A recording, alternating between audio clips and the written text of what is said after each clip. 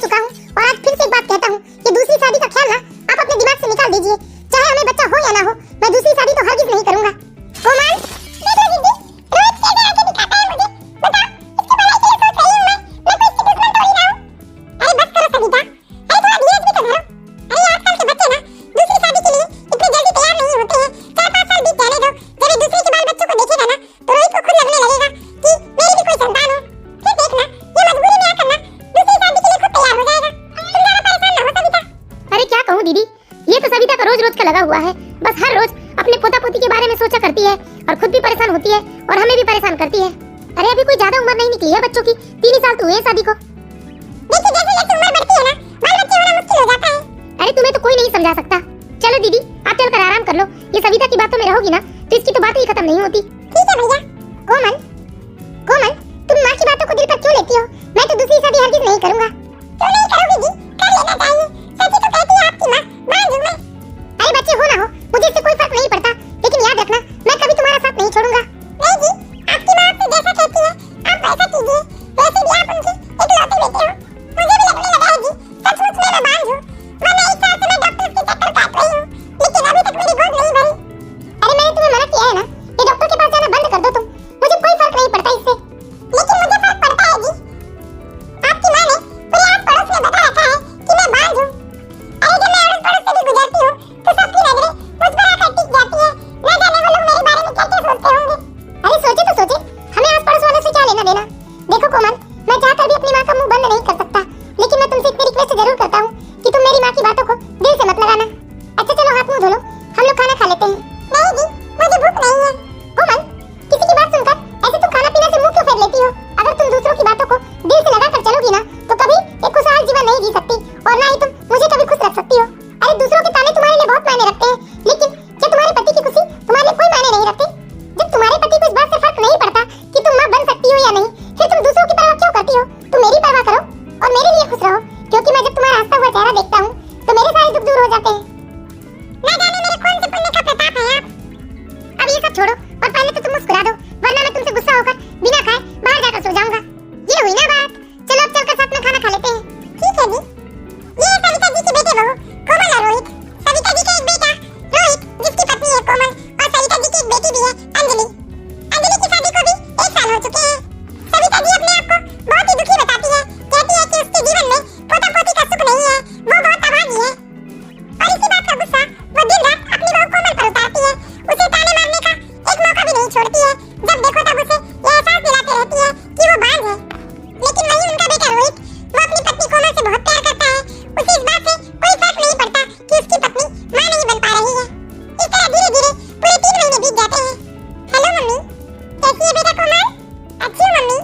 अरे कोई लड्डू बटवाओ, पेड़े बटवाओ, अरे ढोल नगाड़े बजवाओ, मेरी बेटी मां बनने वाली है। मम्मी मैं आपको बाद में फोन करती हूँ, लगता है माँ जी आवाज लगा रही है। हाँ ठीक है बेटा। रोहित के पापा और रोहित के पापा, अरे अपना आना बनने वाले हैं, हमारी बेटी अंजलि मां बनने वाली है। ये तो बहुत ही खुशी की बात है कि अंजलि मां बनने वाली है। लेकिन माँ जी के पास मुझे ताना मारने का एक और बहाना मिल गया है। अब तो अपनी बेटी की मां बनने की खुशी वो ढोल नगाड़े पीट पीट कर अड़ोस पड़ोस को बताएगी और कहेगी मुझे कि देखो मेरी बेटी ने इतनी जल्दी खुशखबरी दे दी, लेकिन मैं तो बांझ हूँ। अरे आप अभी तक खड़े हैं, जाइए मिठाई उठाई की व्यवस्था कीजिए, ढोल नगाड़े वाले को बुलाइए। अरे बस करो भाग्यवान, पागल हो जाओगी क्या? अरे बच्चा तो आ जाने दो, उसके बाद ढोल नगाड़े बजवाएंगे, मिठाई भी बांटेंगे। अरे मेरी बेटी अंजलि ने अपने सास ससुर को कितनी जल्दी खुशखबरी दे दी। अरे उनका तो जीवन तर जाएगा अपने पोता को देखकर। लेकिन एक हम है, हमारी तकदीर फूटी हुई है, जो ऐसी बांझ गले पड़ी है। अरे मेरे बेटे के जीवन में तो ग्रहण ही लग गया है जब से उसकी शादी हुई है। ना जाने कब पीछा छूटेगा इस बांझ से मेरे बेटे का। बस करो सविता, कुछ भी बोले जाती हो तुम। क्या बस करूं जी? अरे दिल दुखता है मेरा। क्या क्या सपने थे कि मेरे बेटे की शादी होगी, उसके बाद उसके बाल बच्चे होंगे, जिन्हें खिलाकर मैं अपना दिन भर का समय बिताऊंगी। अरे उन्हें गोदी में उठा उठा कर पूरे आस पास में घुमाऊंगी और बताऊंगी सबको कि देखो ये मेरे बेटे रोहित के बच्चे हैं। लेकिन इस मनुष्य ने मेरे सारे अरमानों पर पानी फेर दिया। अरे बस करो सविता। अरे बहू को इतना क्यों सुनाती हो सविता? वो भी तो बेचारी माँ बनना चाहती है ना, उसे भी तो दुख होता है। ये सब बहू के हाथ में तो नहीं है ना। अरे इसके हाथ में नहीं है तो मेरे बेटे का पीछा क्यों नहीं छोड़ देती है?